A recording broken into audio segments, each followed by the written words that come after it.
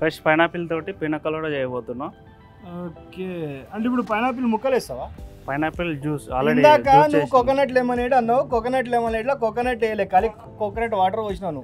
ఇప్పుడు ఇంట్లో ఇట్లా పైనాపిల్ వేయకుండా పైనాపిల్ పల్పు వస్తుంది మీకు. పల్పు వేస్తావు కదా, పల్పు వేస్తాను చూడండి. అదే చెప్తున్నా, పైనాపిల్ పల్ప్ వేయకుంటే అప్పుడు చెప్తాను ఈ సంగతి. సో ముందుగా దీనికి కావాల్సిన ఇంగ్రీడియంట్స్ చూద్దాం ఒకసారి.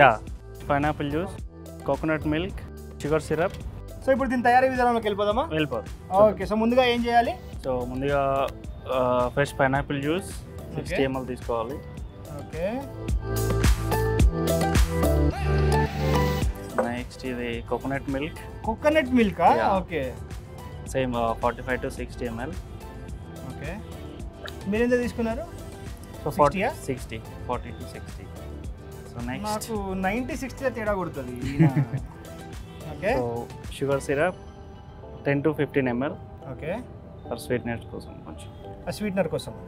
ఆల్రెడీ నీకు పైనాపిల్ లో స్వీట్నెస్ ఉంటుంది కదా, అండ్ కోకోనట్ మిల్క్ లో కూడా నీకు ఆ స్వీట్నెస్ అనేది ఉంటుంది. సో మనం ఇంకా కొంచెం లైట్ గా ఎన్హాన్స్ చేయడానికి కోసం స్వీట్ అంతేనా? Kind of. సో తర్వాత ఐస్. ఓకే,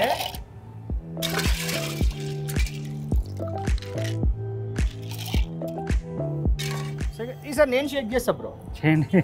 నేను ఎప్పుడు షేక్ చేయలేదు.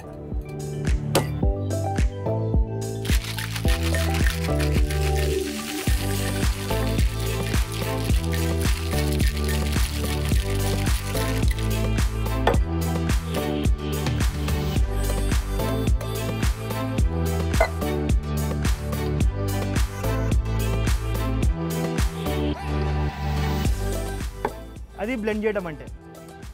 Sheikh well before use. Next మనం కట్ చేసుకొని పెట్టుకున్నాం పైనాపిల్ ఉంది కదా. Okay, pineapple. వావ్. దీంట్లో పోర్ చేద్దాం.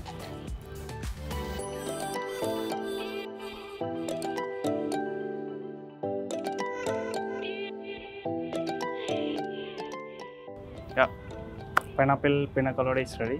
పైనాపిల్ పినకలోడా రెడీ అయిపోయింది. సో తాగేద్దాం దీన్ని.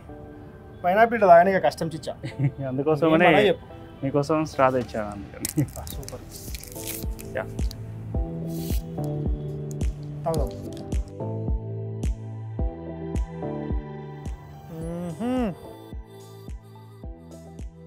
అరుపులు అరిపించిండు చిచ్చా. పైనాపిల్ల కొబ్బరికాయ పాలు పోయాలని నీకెందుకు అనిపించిందో నాకు తెలియదు, కానీ టేస్ట్ అదిరిపోయింది. మామూలుగా లేదు. ఇది నా పర్సనల్ ఫేవరెట్ అయిపోయింది. మజా వస్తుంది.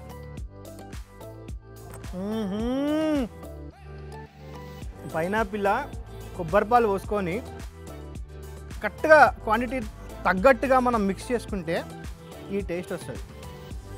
తాగాలి. తాగనీరు, డిస్ట్ పెట్టకూరి.